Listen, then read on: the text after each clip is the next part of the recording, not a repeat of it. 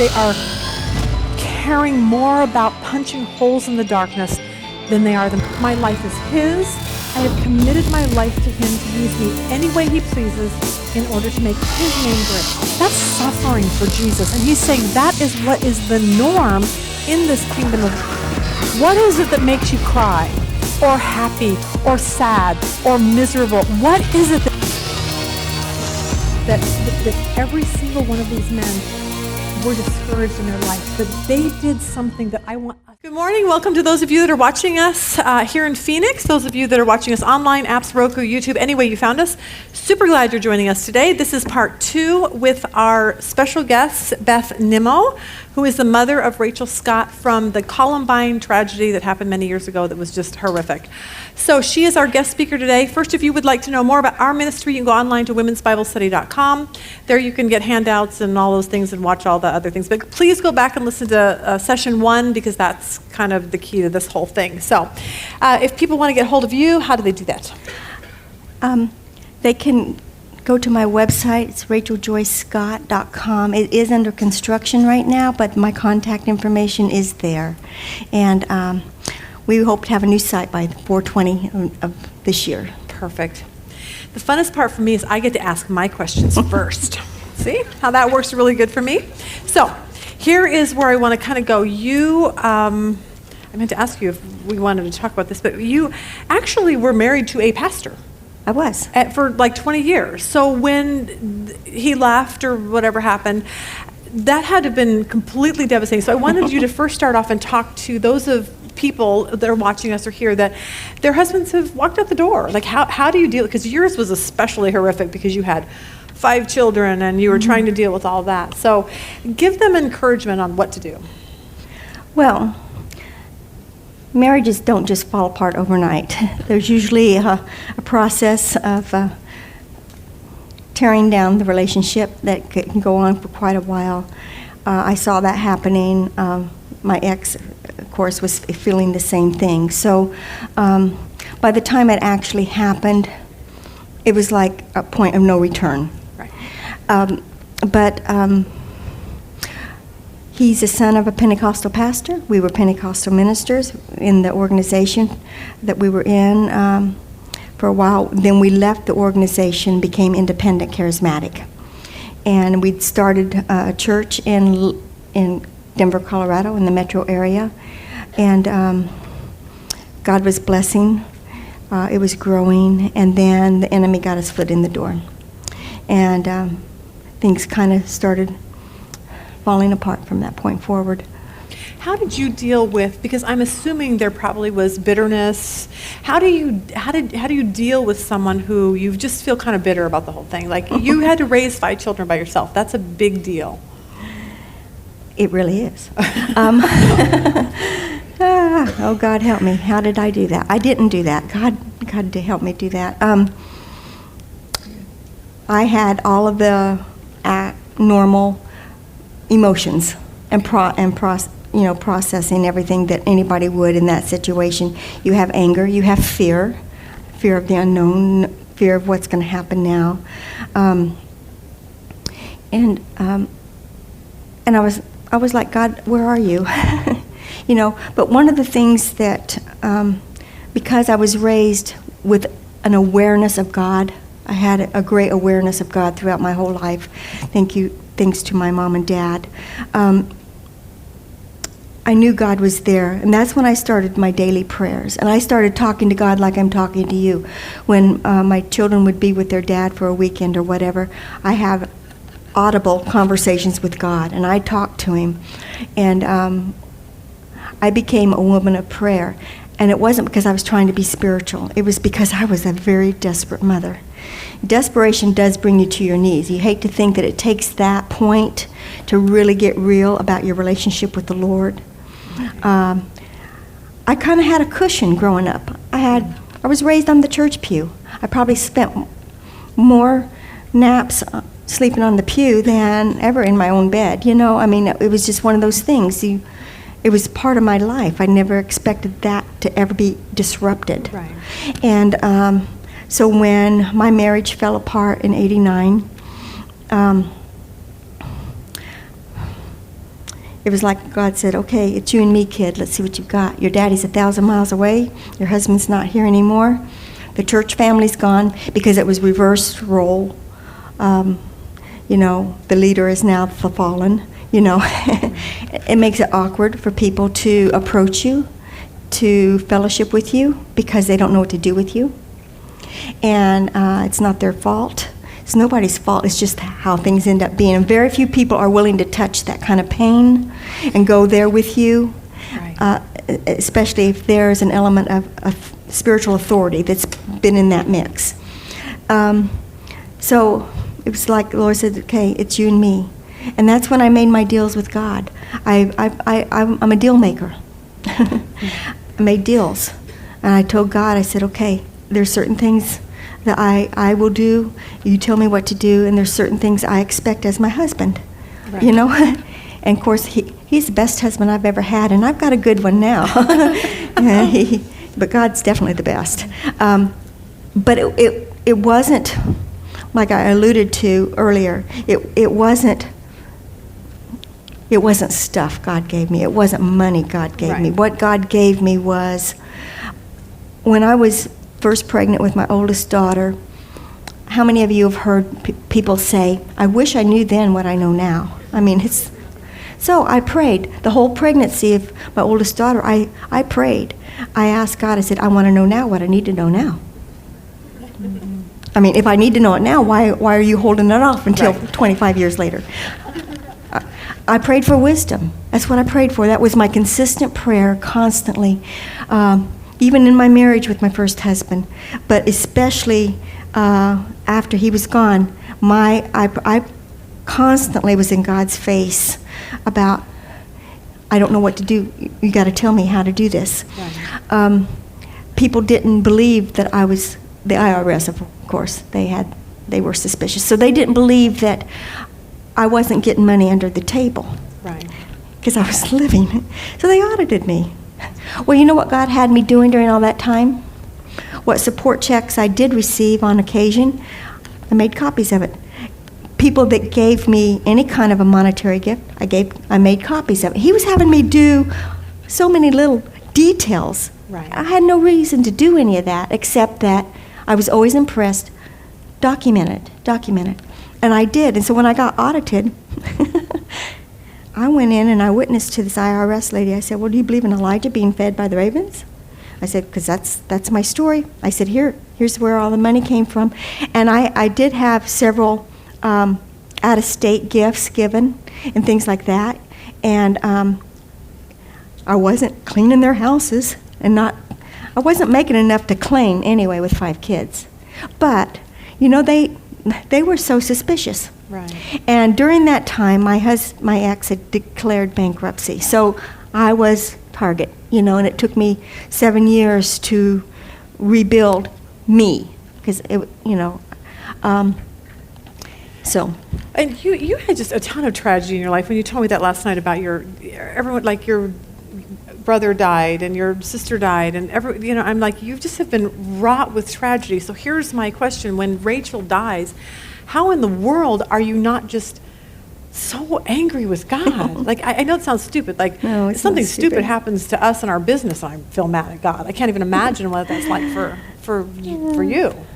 Well, God can handle my anger just fine, because I yelled, "You're not playing fair." Yeah. And why are you always picking on me? I see Christian families that live in la-la land and have everything, and things just, their family's beautiful, their kids all go to college, they live in a gorgeous home. I'm like, come on, God. Right. And what I realize is God doesn't do fair. God does justice. Mm. And one of the words the Lord gave me during a season of my life when I really wanted revenge, I'm like, God, hit him with a brick,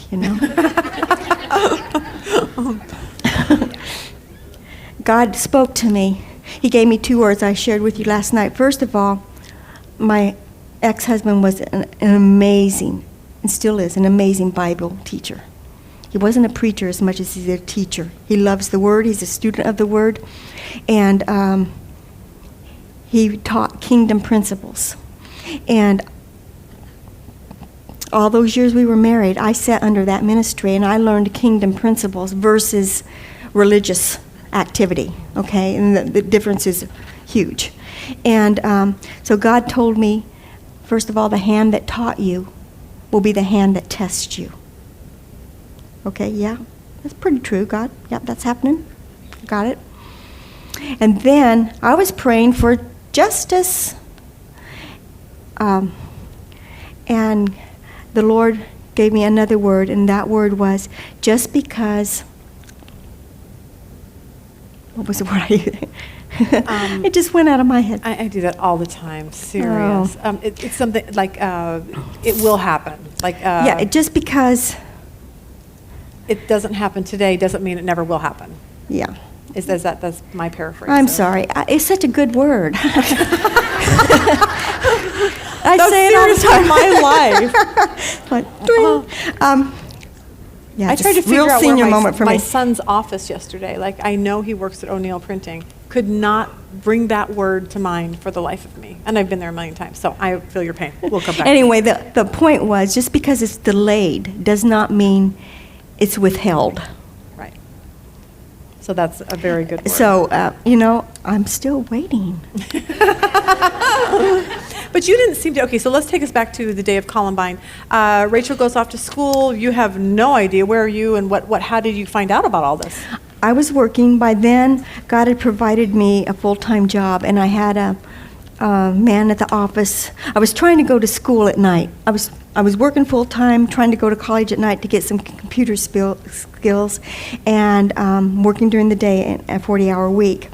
And a man at the church where I attended came up to me. I played the piano, and he came up to me after the service, and he said, Beth, I want you to come to my office. He had a very unique business that God had given him.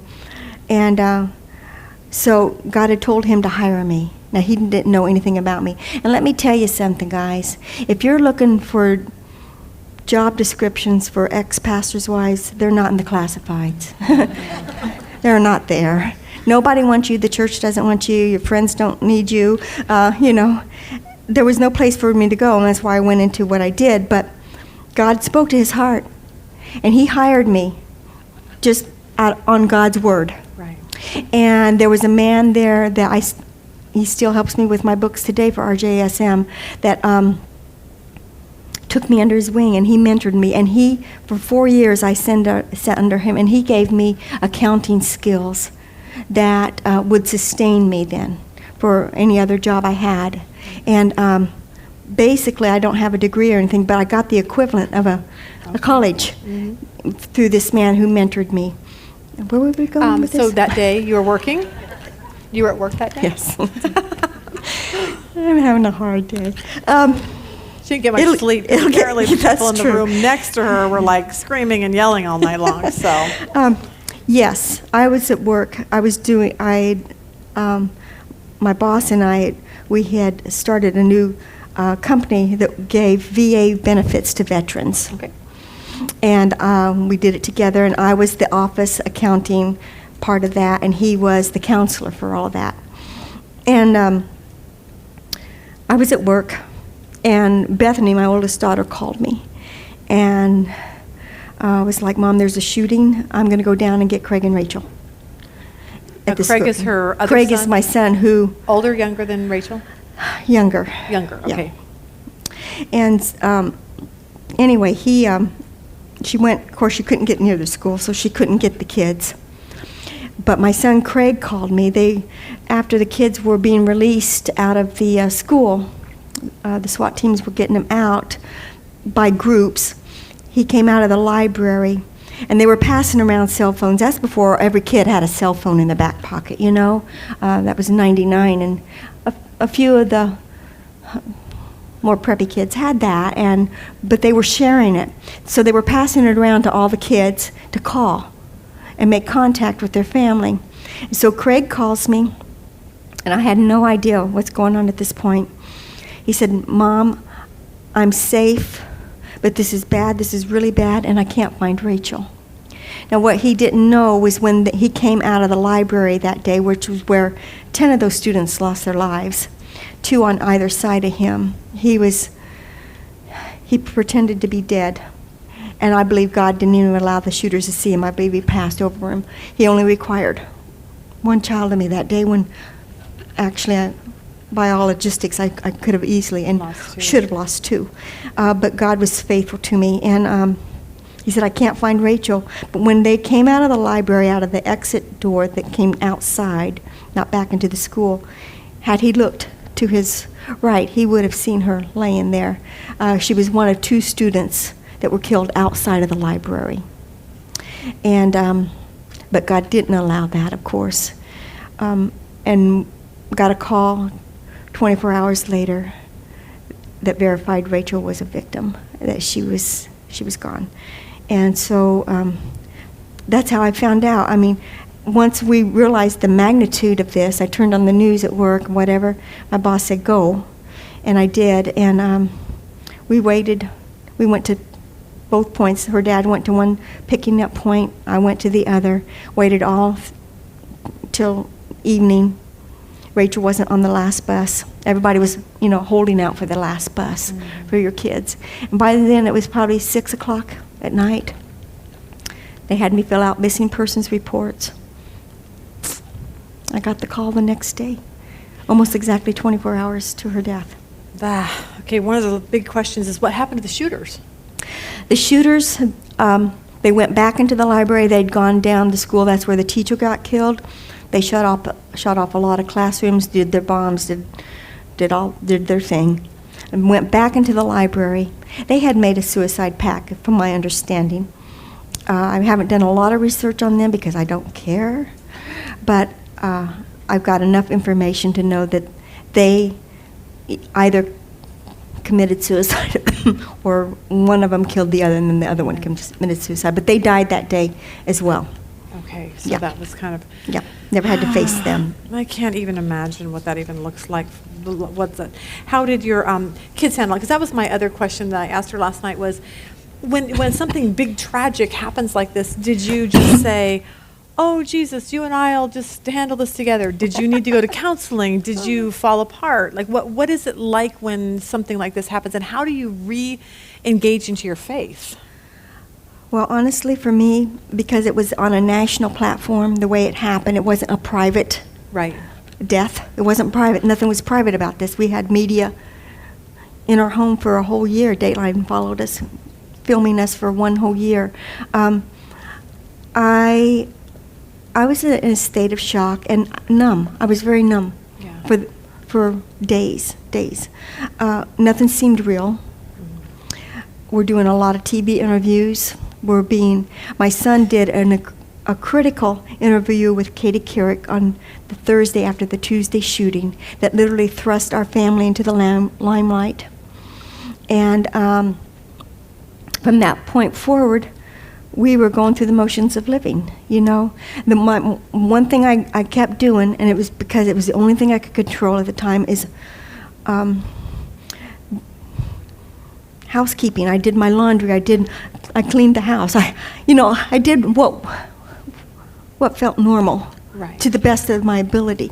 Then we found the writings, and then of course got asked for speaking. But her dad took the lion's share of that. I still had a very sick son. Craig, 2 years, was a shell of a teenager. 2 years. It took 2 years out of his life. He went back to Columbine. He said, the boys aren't going to kick me out of my school. He went back and graduated from Columbine. But Columbine was not a good place for my family. My oldest daughter dropped out from Columbine because she hated it. I took my second daughter out because without Bethany being there, she hated it. I put her in a Christian school. Rachel got killed there. Craig almost got killed there. My youngest son, Michael, tried to go back to Columbine, couldn't, went and got his GED. Craig's the only one that graduated. So Columbine's not a friend of mine, even though that song was very popular for a while. There was a lot of internal things I don't think anybody was aware of that was going on at a spiritual level in that school that nobody was discerning. I think Rachel picked up on some of it. Right. It sounds like it had a lot of evil that was going on into that. Now, your son, when the shooters came into the library, did they just shoot and then it just happened to hit the two and then he fell down? Or they just walked by They him? came in.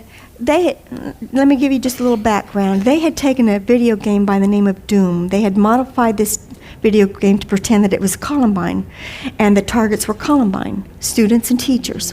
They played this over and over, and as you know, anybody that's in military, the simulation of all that is how they do a lot of target training and how they do a lot of training for active military duty, through assimilation. And so these boys were on remote control, and they had played this game so much that I believe by the time they got into the library, they crossed from reality and they were now in game mode. And the reason I believe that was because they were laughing and joking and saying things like, this is the best day of our lives, we're having so much fun. And they were playing God. Who's going to live? Who's going to die? Rachel wasn't the only one that was challenged for her faith. She's the only one I can address because she's the only one I'm free to talk about. But that was a theme. And also, just so you know, April the 20th is Hitler's birthday. It had nothing to do with Muslims. Okay, so It was Hitler. They devoured Hitler. And from what I understand, they studied who he was and what he did. And it was done on his birthday to celebrate. So Christians weren't the only ones targeted. There were Jews, there were athletes, they had their whole lifelong hit list, that Rachel was the only one on the hit list that I'm aware of that actually died that day. But they came into that room, started joking, making fun, throwing pipe bombs, and one by one went through killing people, wounding others. They came back to where Craig and his two friends were, and I don't know if you've seen the green windows of Columbine Library in the news. They were all over everything. But they were back towards the back of the library, he and his friends, and the teacher had yelled out when they came in the room because they thought it might be a senior prank because it was at the end of the school year for seniors. They only had a few more days where they even had to attend. And she yelled at everybody, get down and get under the tables. Excuse me. So the boys were going back and forth up and down the rows of the library, picking and choosing who would live, who would die, who would get shot. We had very few black families in African American families, whatever you want to use, in our community. And Craig happened to be friends with one of those students. His name was Isaiah Scholes. He was a football player, and the other person on his other side was Matt. He was also a football player. So they spotted Isaiah, went and spewed a lot of verbal garbage over him, racial slurs, and shot and killed him. Passed over Craig. He was pretending to be dead. And let me back up just a minute. When they came in the room, athletes were on their list. Athletes at Columbine High School wore white hats. Craig was a wrestler. He had a white hat. And so when they came in the room and said that, get anybody with a white hat, Craig had enough presence of mind to take that hat off and stuff it inside his shirt. So by the time the shooters got back to the table where he was at, Craig was down, pretending to be dead. They shot and killed Isaiah, pass over Craig, and shoot and kill Matt. So Craig prayed a little prayer. He said, Mom, I thought I was going to die of fear. My heart was racing so fast, I thought I was going to die. And the gunshot, they used sawed-off shotguns, whatever they are. They went off right by his ears. He thought, I thought my ears were bleeding, And he said, I couldn't think, I couldn't do anything, so I prayed a little prayer. And I prayed, his exact words, he said, were, God, take away my fear and give me courage. And he said, at that moment, I settled down. I started to be able to think. And God spoke to my heart and said, get up, get out of here, and take everybody you can with him. During this window of time, these boys had gone out of the library. They would come back into the library, but this is a window that gave kids that were still alive and able to get out time to get out of the exit door of the library. And God used that time for Craig to rally kids. They were paralyzed with fear. They wouldn't move. They didn't know where the shooters were. You have to imagine a room that the sirens are going off, the alarms are going off, the sprinklers are going off. I mean, we're talking total pandemonium, plus you've got the bombs and the guns. So it's, it's a war zone, and you're barely a 16-year-old kid. You don't have any way of processing that. But when God told him to do that, he got up by faith, and he started rallying kids to help them get out. And one girl he went and almost carried out was under a computer table where they had shot her shoulder off. He could see her bone. And he got down and picked her up and carried her out. And I don't know how many kids went to safety. But God used Craig that day because those boys were going to come back in that room, have a shootout with the SWAT team. Had there been any living victims at that point, they wouldn't have made it. And so we were impacted doubly with a survivor that was greatly wounded emotionally with PTSD. How is he today? He's amazing. You would love Craig. He'd come up here and do a monkey dance for you. He's fought hard. Right. Sounds like he I would assume, had to go to a lot of counseling to get past that. You know what? I took anything God offered. Absolutely, yeah. So we did do counseling, but we asked for a counselor that would use biblical principle, because I think secular counsel, while it can be good, when you have a Christian foundation and an understanding of life and God, it is a contrast and a conflict with what's in your spirit. So found a wonderful counselor. I even went for a few sessions. My kids went, and Craig went 3 times a week for a while. And the counselor told me, he said, Beth, there were times Craig would come in and he'd just lay on the floor and sleep, and I just let him, and that was a counseling session. Wow. Because he couldn't sleep, he couldn't do anything. I'd have to tell Craig, okay, Craig, go get a shower, buddy. You really need one, and he would write. Craig's a gold maker. He would write out his goals every day prior to Columbine. Okay, you know what his goal list after Columbine became? Get up, eat, make my bed. I mean, he had no. He was gone. He was gone, and. For 2 years, I quit working full-time, went back to being a full-time mom. And I don't know if any of you experienced that with a sibling that's been taken, and the ones that remained, they retreat into a safe place in their mind. So my boys were pulling out their Ninja Turtles. They climbed, we're talking teenage boys, climbed back up in my lap. They were playing in a safe zone in their mind and in their emotions. And we had to rebuild. We had to completely rebuild.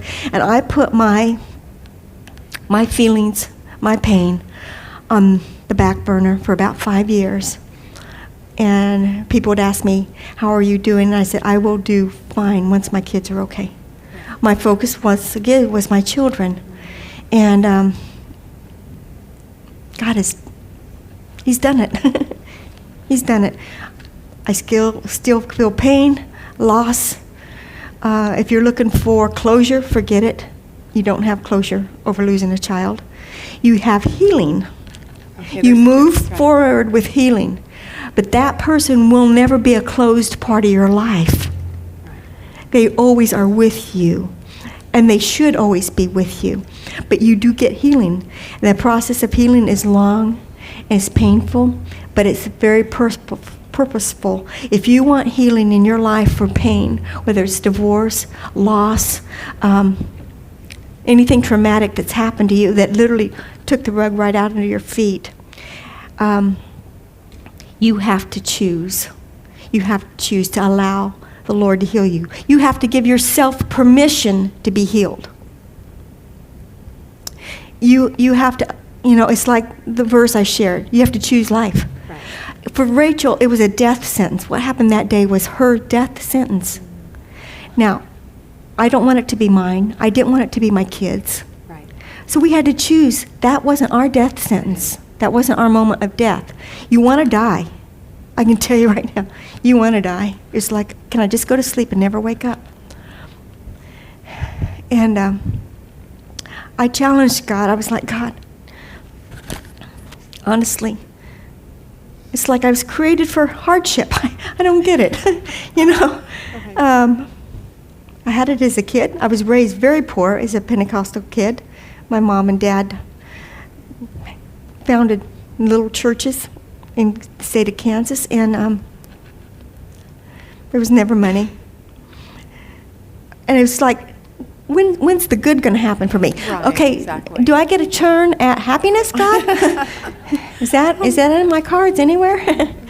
But you took your pain, and that was one of my questions last night. When did you, you took your pain and turned it into ministry? And that's what we always say, that God places people, and yes, you may have loss, and yes, things bad could happen, but your choice is to retreat and do nothing and say, I just hate God, I'm mad at him for the rest of my life. Or you say, God, how can I use this to serve you?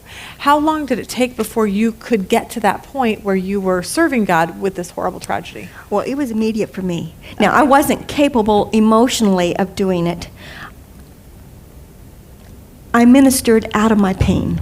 I ministered until I could have healing. I ministered until there was wholeness. I ministered until I could laugh again. You see what I'm saying? Right. You do it out of the pain. And God meets you at that point of pain. He is there. He's faithful. Like sometimes when I've done my full program with all the videos and everything, and I go into a lot of detail, I'm overwhelmed because I'm watching myself do something outside of myself. Right. And it's like God comes in and he takes that moment and he carries me at that moment, because you can't talk about something like this day in and day out and not have it affect you. Oh yeah.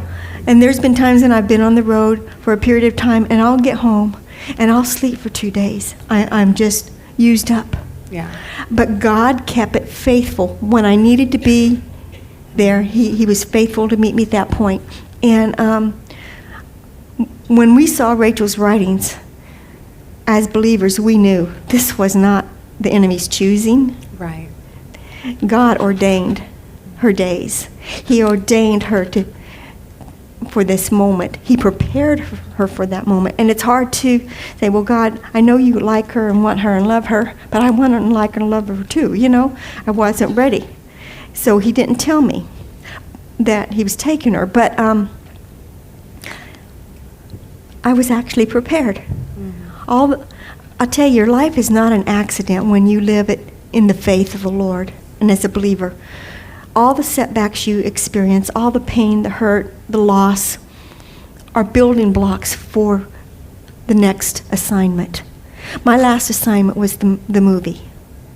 Okay, let's talk about that for a second. A lot of the questions were, does the movie depict her life? And what I told Beth that I loved about this is that in the movie, they don't show Rachel as being just like, hi, I just go to church all the time. I mean, she really was a high school kid, and she wanted to party, and she wanted to do all the kind of things that high school kids do. So you showed that in the movie. Well, the Lord gave me an outline for this movie. I had a picture in my head of what it was supposed to be years before it was ever made. And when we went into the process of making the movie, I gave writings and drawings. And I said, if you make her out to be a church girl, or this is just some cheesy Christian film, I don't want to make it.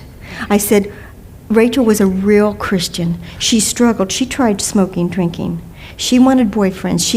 She tried to mix with the crowd. The one time when I challenged her about going to a party, I said, Rachel, that's not the environment I want. You know, a Christian mom, we're always about bringing our little herd in or bringing our little group chicks in, you know. Let's get under my wings here and stay. And there was no point of doing that with Rachel. And she would say, but Mom, that's where the light shines the brightest, is in the darkness. I'm like, oh, God, please. I mean, you know, a couple of weeks before she died, now this just shows you Rachel. I have to trust that God was anointing her to do this and protecting her, because I would have had a heart attack. But she stopped at nighttime to help a man that she had no clue who he was fix flat tire. Now, Rachel's clueless about fixing a flat tire. She could barely drive. She was a terrible driver. She was too distracted. But anyway, she stopped to help this man fix a flat tire. And she pulls up beside him and asks, well, can I help you? Well, not really. She said, well, how about if I turn my car around and shine some light? So she did. She turned her car around, and the man changed his tire. Well, after he found out it was Rachel from the news that was the one that stopped to help him, he came to the Lord. Oh, wow. And he gave us the story about how she was an angel for him that night. It was snowing, it was wet and cold, and she stopped to help him, and it ended up ministering to him, and he now has a little girl named Rachel. That's so cute. But, had I had any idea that had gone on, I would have grounded her for the rest of her life. Yeah. What mother's going to send their teenage daughter to help a stranger fix a car? Now, your kids are older. One of the questions was how are your other kids doing? Have they been able to move on? It's taken a while. Everybody's moved at their own pace, what they could do. But God has been faithful. And because what Rachel left us, the platform he left us with, or she left us with, and how God ordained all of that, we have a message. So even if I'm not confident in myself and my ability to do whatever, I'm confident in what God gave me and what I'm supposed to do with that. And so it's not self-confidence. My confidence is the story that was left. And I think everybody in our family has risen to that occasion. All of my children, we've all risen to the level of doing good out of what was given to us. You said something really great last night when we were talking about this, because I still just, it's so hard for me to think of losing a child, especially after, and I'm assuming all of us have prayed every single day that our children, would be safe or whatever, and when she died, and you said something really interesting. You said, for me, it was that God gave Rachel a number of days, and when that was completed, and his mission for her. And I thought, okay, what if we could all look at that, because we all, there's so many people in here that have lost children in the last, couple months, lost loved ones, and it's so hard to get past that, but trying to focus on God's view of it versus just my life just sucks right now. Like, how do you do that? One day at a time. Okay. You're not going to shortcut the grief process, okay? There's certain steps that God has that's built into us about how we deal with pain. And it's so noble, I should say. It's so noble to think, well, God just takes that pain away, he just heals me, and everything's so good, and I know Rachel's in a better place. I did not want to hear that. Okay. Yeah. I did not want people to come and say, well, you know where she's at. I said, yeah, I do. She's 6 feet under right there, and I don't have her anymore. I knew she was in heaven. Right. All those little Christian cliches, actually, at the moment of that pain, they hurt. Right. Because they're not real for you. I don't even think that way anymore. And if I come across somebody that's experienced loss and it's very recent, all I want to do is hug them and love them. You don't need to counsel them. You couldn't fix Columbine. Nobody could fix Columbine. Mm-hmm. Nobody. And a lot of times what happens in our lives isn't fixable. It is what it is, and you ask for truth and understanding for that moment and for why it was allowed. You have to remember the enemy of our soul comes to kill, steal, and destroy. Was it God's plan for Columbine? Absolutely not. But it did take off guard? Absolutely not. He knew exactly what was in the heart of those boys. He knew that's why he prepared. Right. He prepared a witness. And so he prepared me, even though I didn't feel prepared. Right. And I'm telling you, you are prepared for whatever you're going through. There is a resolve and an inner strength in you if you will allow that to surface and take comfort in that and be at peace with that. That will bring the healing that you so desperately want and need. Because there's only one person that I know of that can heal a broken heart. Friends can do a lot. Family can do a lot. But there's only one person that heals the heart. And whatever your loss looks like, There's one person who created that heart, and he can heal it. And if you will just trust that, and it's not quick and easy. So that's what people it's a need to time know. process. It's a process. It is. It's a process. A lot of questions were on that day when Rachel was shot. Were there other people that saw, because I'm assuming they shot her and the boy that was sitting with, did he die? No. So he was able to hear everything that was said, because that was a question, like, did someone hear her say these things? Okay. Well, here's the deal. We didn't know, of course, what Rachel's last moments looked like, but the young man that was with her was shot 8 times, but he was paralyzed. He lived. And when he was in the hospital, immediately after being taken by 911, the ambulance to the different hospitals where kids were being taken to, he'd come in and out of consciousness. And he would tell his mom, what about Rachel? What about Rachel? Here's what's happened. What happened to Rachel? Here's what they were saying to Rachel. Here's what they were doing to Rachel. Well, a number of weeks after all of that, we get a call on our phone message. Actually, her dad got the call. I didn't get it. But she tracked down the Scott reference and called and left on his voicemail, giving us exactly what happened. Otherwise, we wouldn't have proof of what we claim. But she said they were mocking Rachel for her faith. They were asking her all this stuff. Do you still believe? And blah, blah, blah. And then they asked her if she still believed. And this was her answer. So we got that from the survivor. And once again, it was God's way of protecting the story, authenticating the story. I don't have to embellish anything. I don't have to conjure anything up. God set it all in motion. And he gave us everything we needed to tell the story that we tell. And I love that about you, because I think that's what, when God gives us tragedy, I think we can either be miserable or we can do something with it and say, God, this is horrible and I don't love it, but I'm here to serve you, so what can I do to make this better? And I appreciate that about you, doing this and sharing your story. Now, one of the questions, which let's see if I got this, in the drawing of the flower, 13 Tears, it looks like she wrote something at the bottom.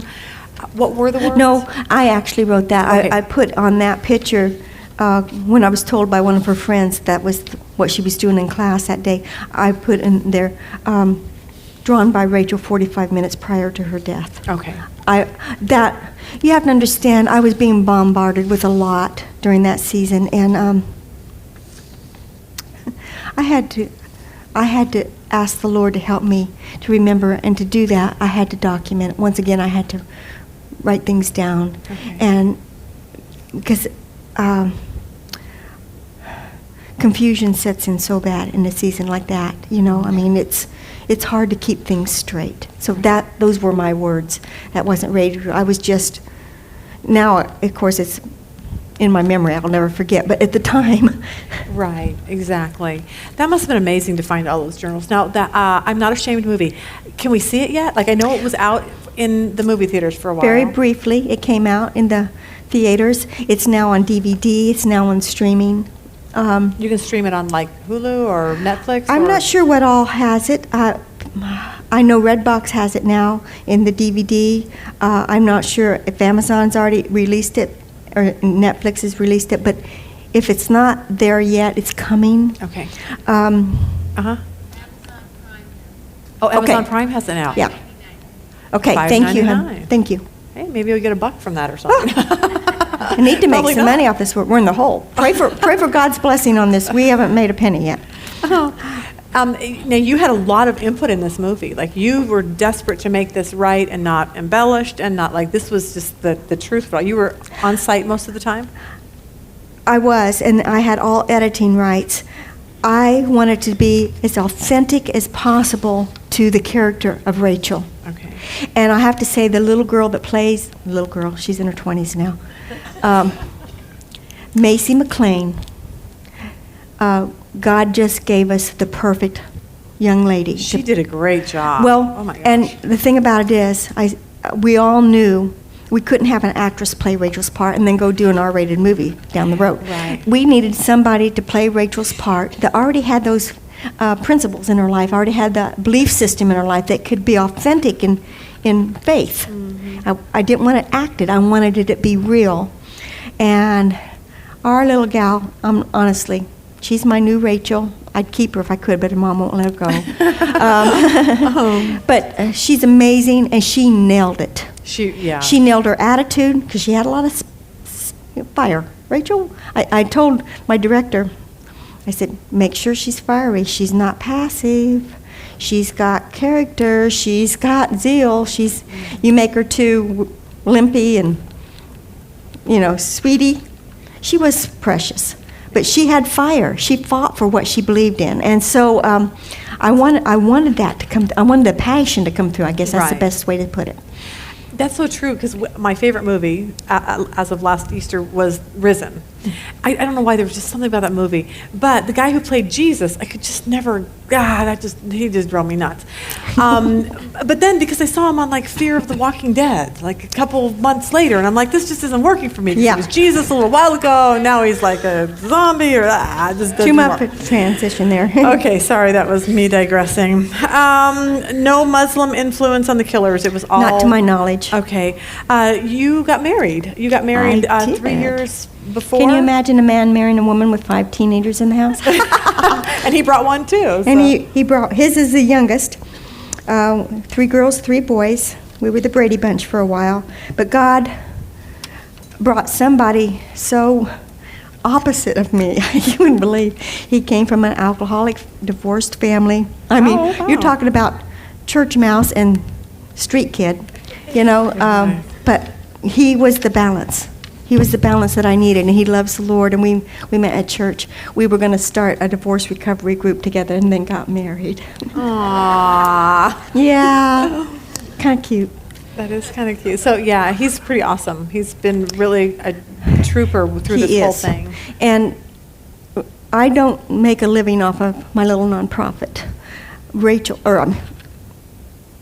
When I said I work for free, I do. My husband takes care of me. Everything that's supposed to come from my book sales, honorariums, any movie profits, if we ever realize any, my royalties, all of that goes straight into my little foundation. And the foundation was started actually by Larry's work. Okay. The credit union there for the city of Inglewood, which is what he works for, just created a little account for people to make contributions. Okay. So everything that came in from Columbine, no matter where it came, I put it in there, and then I used that to create the foundation for the ministry. Okay. I appreciate that with you, because a lot of people don't do that. They just 80 for me, 20 for the ministry. But that's, we do the same thing here. We don't take any money either. So I appreciate when I find someone like that. So whatever we pay her goes directly into your ministry to, yes, it does. to get more books.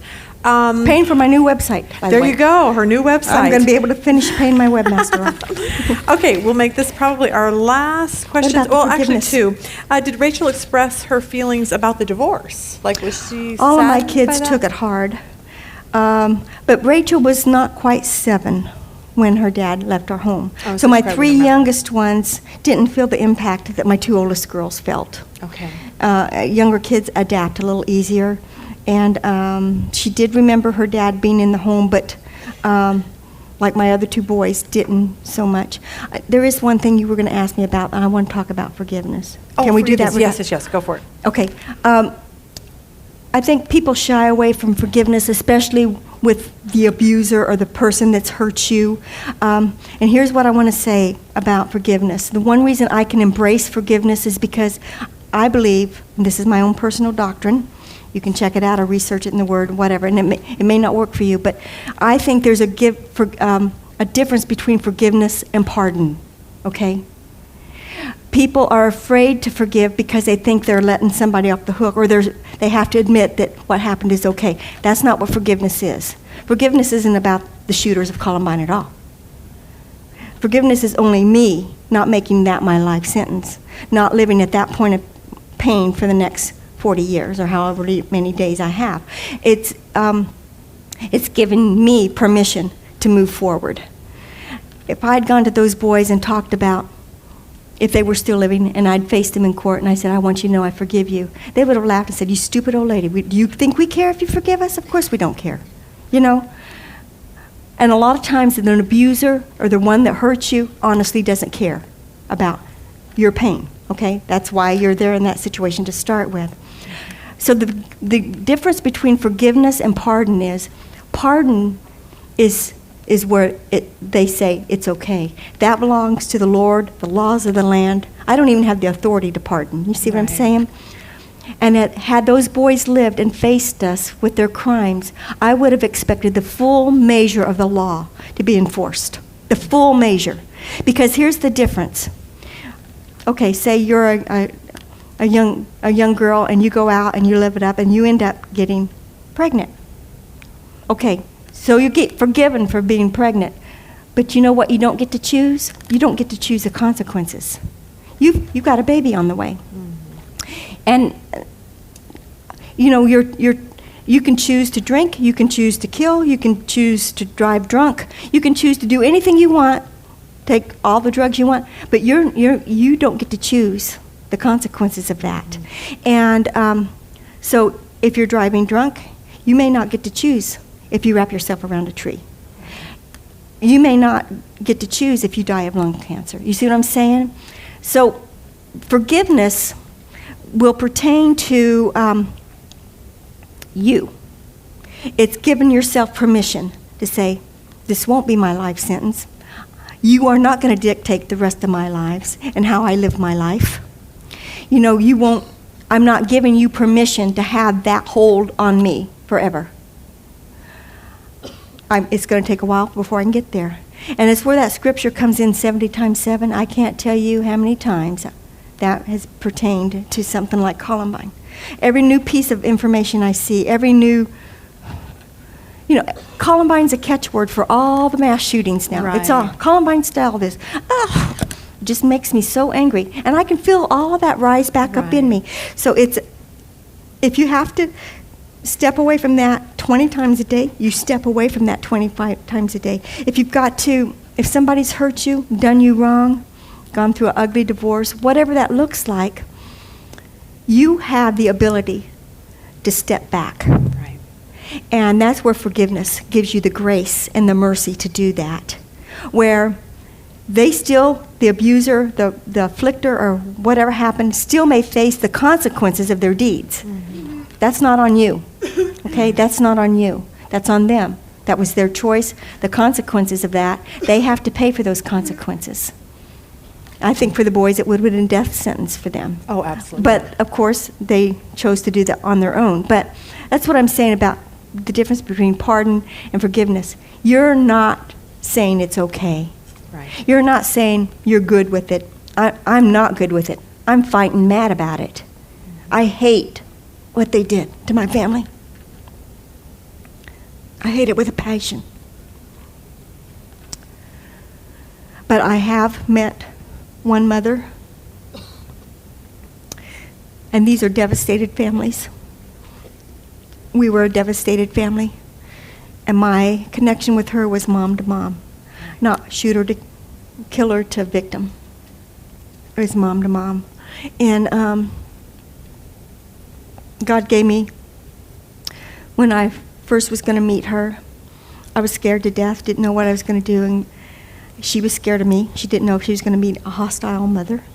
And I had no idea what I was going to run into. Because, these boys were made out to be monsters through the media. And what they did was monstrous. No, there's no way you can justify their deeds in any way. But God told me on the way to meet this mother. And when I say God told me, the thought came to my mind. Right. It's not an audible voice. I wish it was sometimes. But said, ask her who her son was before April the 20th of 1999. All I knew was this monstrous little kid. I asked her that. She said, nobody's ever asked me. And tears just rolled down her face. And she said, he was just a cute little blonde-haired curly boy that was full of life. Mm-hmm. Lost his way. And I think one thing Columbine has done for me, it's given me a perspective of the flip side. A coin has two sides. Right. A lot of times you only want to see the side that's facing you, but there is another side. And it can give you compassion and mercy You don't know what led those boys to the point of where they acted out that anger and that revenge. And it's never the mother's fault, is my conclusion. Or the mother's credit. Exactly.